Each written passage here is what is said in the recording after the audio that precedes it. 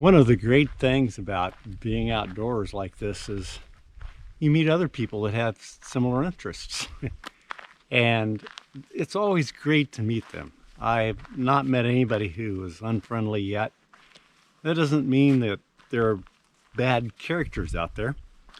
And as Roy talks about right here, you have to be careful. But usually if you're just see somebody drive up and start to camp or something like that, they're like you. There's absolutely no problem. But not every single person out here in the world is somebody that you necessarily want to be around. When I was talking with Roy yesterday, he told me about a situation where his spidey senses started to tingle. Told him something was wrong. Listen to this. I was almost carjacked down here one time here, I want to say 6 weeks ago. Really? Yeah. Where at? There's a place called Harper's Bridge. It's a fishing access. And across the river, that's where I was. And it was almost dusk. It was dusk. And the road comes down, dirt road coming off of that, out of that mountain, and the road can go either way. Well, what I do, you kind of make a U-turn, you go back up on top. That's where the Deep Creek Fishing Access Park is. It's flat, most of it all up and down there. And anyway, I see a guy standing when I made the U-turn, standing there, and I'll never forget, he was real tall. I'm 6'1". I think he was taller than me, but I never got out of my car.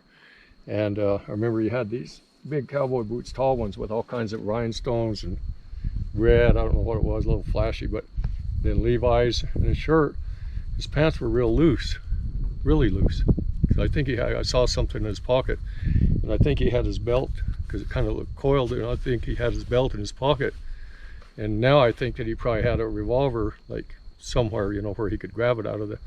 I didn't want to roll down the window all the way, so, and you know, have something happen, so I rolled down the back window a ways. There's just lever, you know, the push button, and the back one, and he says, "Oh," "I'm really tired. Can you give me a ride up to the park?" He said, "I don't know if I can make it." And I was thinking, it's not even 100 yards in elevation. It's cool right now. It's already cooled off, even though it's hot summer, you know. Yeah. And anyway, I told him, I looked at the back, because I got all kind, you can look in there, I got everything piled in there, you know, ice chest and tent, I mean, everything, and, you know, full of stuff. You're living out of your car at times, so. Yeah.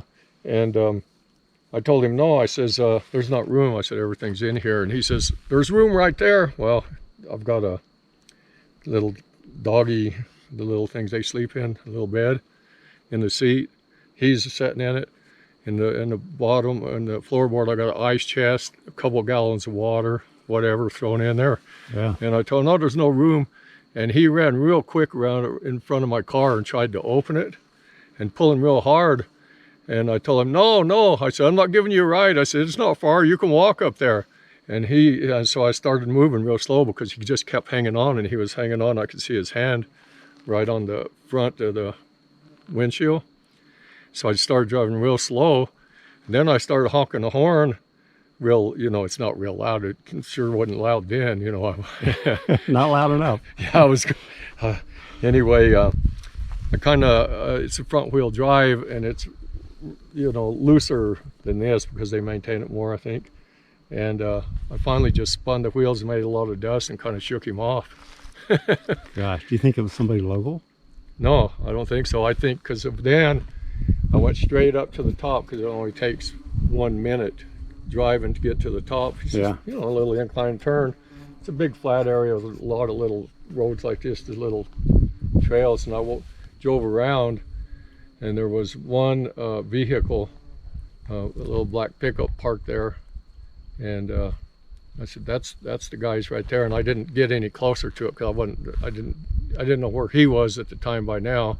Yeah. And I didn't know if somebody else was in that vehicle. And so I didn't get that close. and I just left and got out of there. Oh, well, thank goodness you're okay. And Yeah. Shimoni's. You can't pick people up, you know. I mean, Yeah. it's like you cannot do it. Do you carry anything today? Oh yeah, I carried bear spray and a handgun. Yeah, Handgun? revolver. Yeah. Yeah. I've wondered whether I should get a handgun. Yeah, I wouldn't be without one, but. So, what do you think? Should we be concerned about meeting someone who is malevolent or has malicious intentions? The chances of meeting that person in the wilderness are pretty slim, right? You are more likely to meet a person like that in a crowded campground than you are when you're out alone in the middle of the forest. But the fact remains, it can and does happen. Roy's story that you just heard attests to that. What concerns me more is that slim chance that I'll be stalked or attacked by a bear or other wild animal. For instance, here in the Lolo National Forest in western Montana, there are brown bears, also known as grizzlies, black bears, mountain lions, and wolves.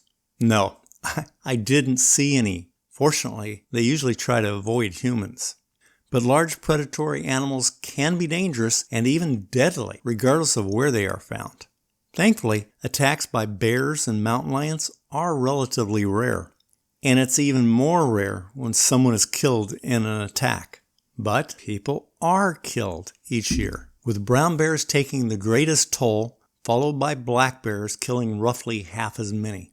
Each of us needs to seriously think about our personal safety and defense in the wilds. An attack can happen very quickly and without warning. If you haven't seen my video about a BLM ranger who had a life-threatening encounter with a full-grown tom cougar, check it out.